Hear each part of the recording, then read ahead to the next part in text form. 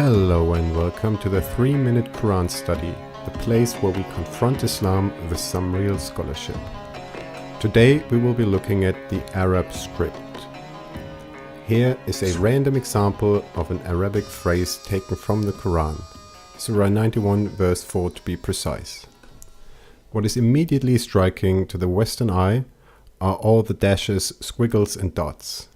The dashes and squiggles indicate the placements of vowels in a word. That is something we know from other Semitic scripts as well, for example Hebrew or Aramaic. The peculiar thing about the Arabic script is its polyvalence. That means that many consonants cannot be distinguished without the help of the little dots we can see here, which can be placed either above or below a letter.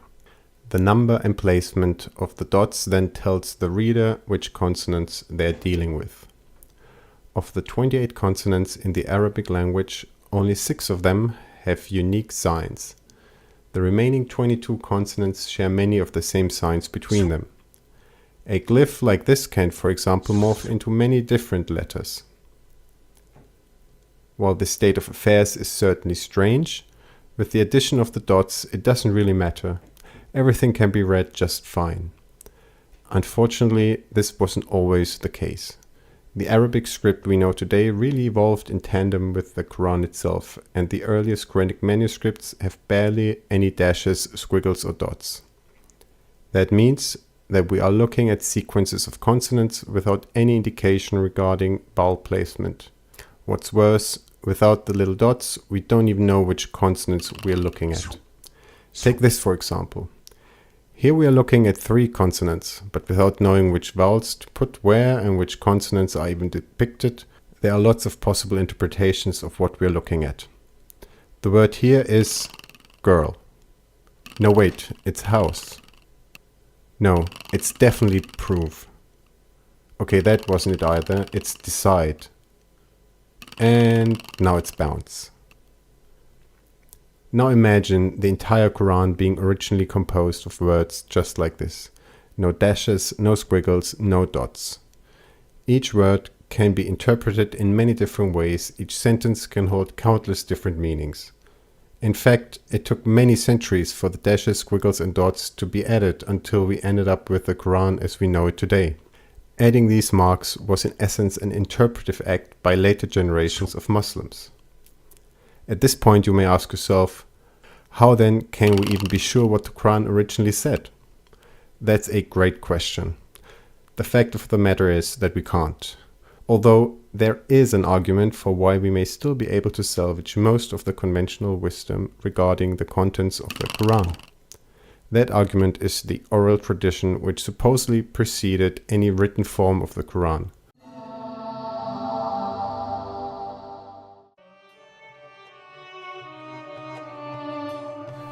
Hello and welcome to the 3-minute Quran study, the place where Islam meets the historical critical method.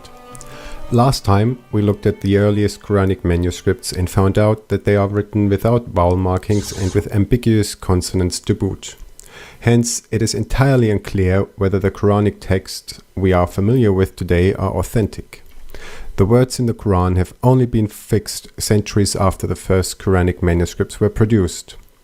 A script like the Old Arabic therefore has to be accompanied by a strong oral tradition in order to ensure that later generations can understand the text in the way it was intended. And indeed, Muslims around the world are absolutely sure that this is exactly what has transpired. Muhammad al-Bukhari, regarded by Sunni Muslims to be the foremost of the Prophet Muhammad's biographers, wrote in the 9th century about the oral tradition and how it started with Muhammad and his close companions.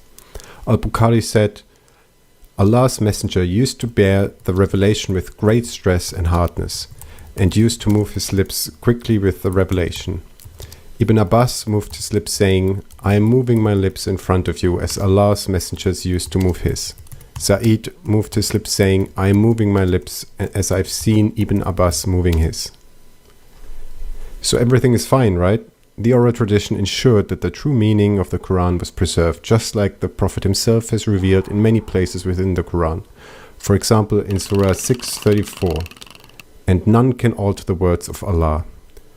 Or in Surah 6:115, none can alter his words, and he is the hearing, the knowing. Well, not quite. Depending on who one asks, there are between 7 and 10 accepted Quranic traditions, each of which have several different variations on the Quranic texts. Beyond that, we know of at least 4 additional traditions which were eventually discarded. Today, the 2 main versions of the Quran are based on 2 different traditions. One is called Hafs, the other one Warsh. And unlike Muslims would like to believe, they do not only differ in pronunciation, but also in their actual content. Here are but a few examples. In Surah 2:133, the Hafs version reads, "And Abraham instructed his sons," whereas the Warsh version has, "And Abraham enjoyed his sons." In Surah 3:146, Hafs says, "And many a prophet fought." Warsh says, "And many a prophet was killed." In Surah 21:4, Hafs, he said, Warsh, say. And there are countless more examples like this. These differences come from different placements of dashes, squiggles, and dots. Obviously, whatever oral tradition may have existed, it was not strong enough to safeguard the original meaning. But it gets worse. When looking at the oldest manuscripts, even more significant differences appear.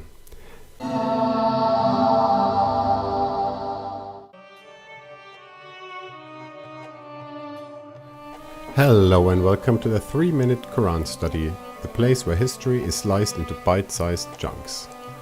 Today we want to look at a unique Quranic manuscript. Previously, we've seen how different readings of the Quran result from different placements of dashes, squiggles and dots, to the point that different versions of the Quran have different meanings. The characters underneath these markings are, however, typically identical. But in 1972, an explosive discovery was made in Yemen during the renovation of the Great Mosque in Sana'a. In a compartment between the inner and the outer roof of the mosque, construction workers found a huge cache of ancient manuscripts. One of the many manuscripts found in Yemen is particularly important, the so-called Sana'a manuscript.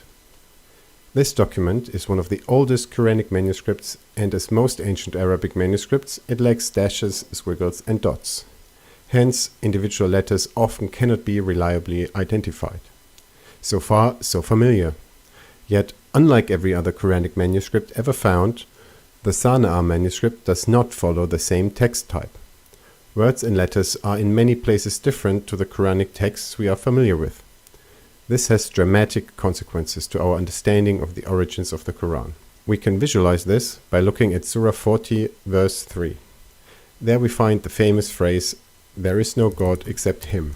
The word God in this context looks like this, and it reads Illaha with an elongated letter A. Illaha. However, in the Sana'a manuscript, the word looks different. There's a little tick which shouldn't be there. If you gave it to an Arab speaker, he'd pronounce it along the lines of Illiyaha.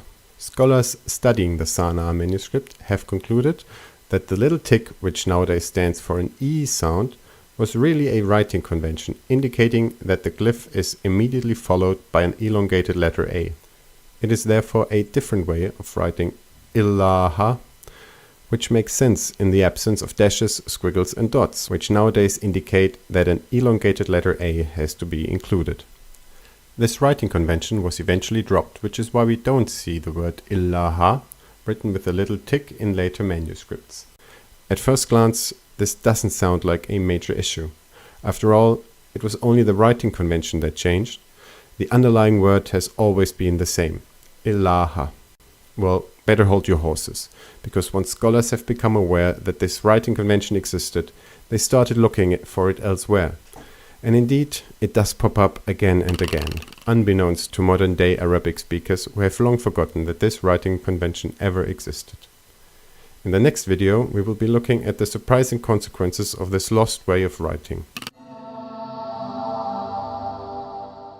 Hello and welcome to the 3-minute Quran study, the place where we are not afraid to challenge an outdated narrative. Last time, we learned about an alternative way of spelling words with an elongated letter A. In the Sana'a manuscript, places with an elongated letter A are preceded by a little tick which would nowadays be pronounced as E. That way of spelling soon fell out of favor. However, it didn't fully disappear, with astonishing implications. But before we can delve into this, we need to take a quick detour and look at how there are systematic rules between related languages. Let's use an analogy which works for Western ears. English and German are related languages, descending from the same linguistic ancestor. But as these two languages evolved, sounds shifted into different directions. These changes typically happen uniformly and patterns emerge. For example, the German language went through a so-called consonant shift during the early Middle Ages, a development that the English language didn't make. As a result, there are systematic differences between German and English words. For instance, in German, the letter P shifted to PF, whereas in English we still have words like apple or plow. In German, they are now pronounced as Apfel or Pflug. Similarly, German replaced the TH sound with a D sound. English words like thorn or brother are now translated as Dorn or Bruder. There are of course many more shifts and examples, but you get the idea. Something very similar has happened with the Semitic language family. Hebrew, Aramaic and Arabic are all related, and just like with German and English, there are patterns for how sounds in one language relate to another language.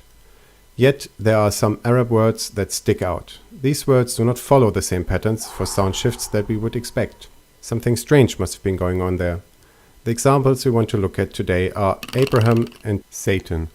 In Arabic, they are pronounced as Ibrahim and Shaitan. When we look at the Arabic spelling, we find something that should be familiar to us by now. Both of these words have that little tick which we have seen in the Sa'na manuscript.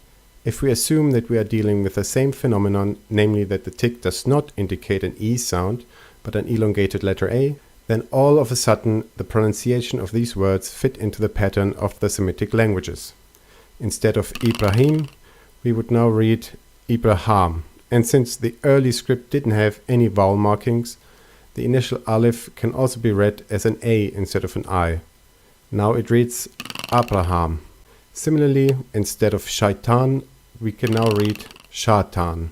And again, without the little dots, the letters for S and Sh look identical.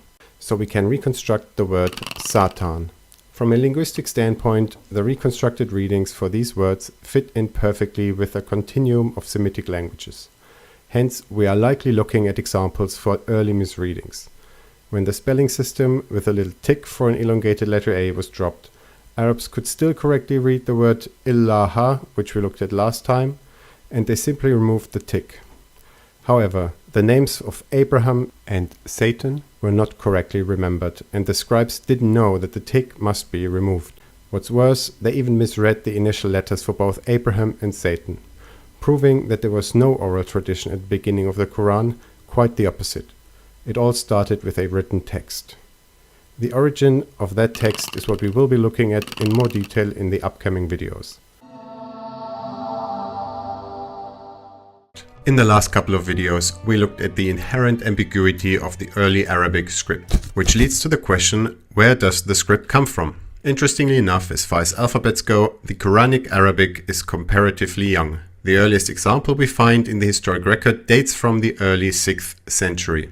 Archaeologists found it in a place called Zabat in northern Syria, far away from where the alphabet is traditionally believed to have originated. Zabat is 1,000 miles or 1,600 kilometers to the north of Mecca, a significant distance to be sure. In the year 512 AD, a Christian church was built in Zabat. On the lintel of the entrance portal, a dedication was inscribed in 3 different languages: Greek, Aramaic, and Arabic.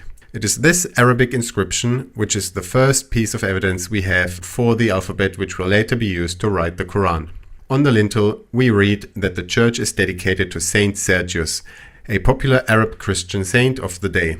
60 miles to the east of Zabat is the city of Resafa, where Sergius is buried. Because of that, Resafa becomes one of the most important pilgrimage sites, particularly among Arabs. So much so that it becomes also known as Sergiopolis. Archaeologists believe that the church in Zabat was intended to welcome Christian pilgrims on their way to Sergiopolis. At first glance, it would appear quite peculiar that the very earliest Arabic inscription is found within a distinctly Christian context. But once we take a closer look, it shouldn't really surprise us. After all, many scripts were developed by Christian missionaries in order to have a vehicle for Bible translations.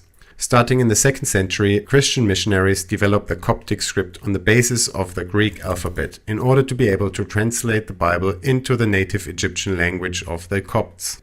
Similarly, the Palestinian Aramaic script was developed by Syrian Christian missionaries on the basis of the Syriac alphabet. Further to the north, the Gothic script was developed by Christian missionaries to spread the Bible among the Goths. We know of many missionaries like Simeon the Stylite who went to the Arabs in order to preach the Bible. It seems logical that just like the missionaries to the Copts, the Palestinians and the Goths, these missionaries to the Arabs would also have developed a script that would help them spread the Bible. When we compare the modern Arabic script with possible precursors, we find something interesting. Whereas old Arabic scripts like Saarbrücken have unique glyphs for each sound, an Aramaic script like Syriac is missing some letters as indicated by the rectangles. In Aramaic, these sounds were long dropped. Hence, there was no need for a separate glyph. However, in the Arabic script, it is precisely these places where Aramaic has dropped certain sounds that the original writers of Arabic texts simply used the glyph for the closest sound that does have a counterpart in Aramaic, which proves an Aramaic origin of the Arabic script. This is a major reason leading to all the confusion regarding Arab texts like the Qur'an. Only much later the little dots were added, ending the confusion, albeit at the cost of fixing a Quranic reading that may very well be wrong. Some scholars believe that the ancestor to the Arabic alphabet was Nabatean Aramaic. Others prefer Syriac Aramaic. Either way, given that Aramaic was the language of the Eastern Christian clergy, the Aramaic origin of the script seems to confirm the assumption that it was developed by Christian missionaries.